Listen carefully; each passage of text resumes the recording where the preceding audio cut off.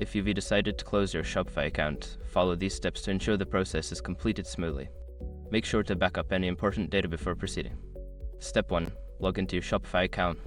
Access your Shopify account by entering your credentials on the Shopify login page. Make sure you're using the correct store that you wish to close. Step 2. Navigate to Settings. Once logged in, locate the Settings option in the bottom left corner of the admin dashboard. Click on it to access various settings related to your store. Step 3. Select Plan and Permissions. In the Settings menu, find and click on Plan and Permissions.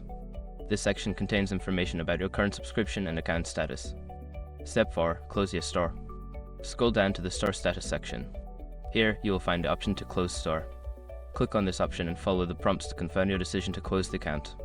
Step 5. Confirm closure. After initiating the closure, Shopify will ask you to confirm your decision.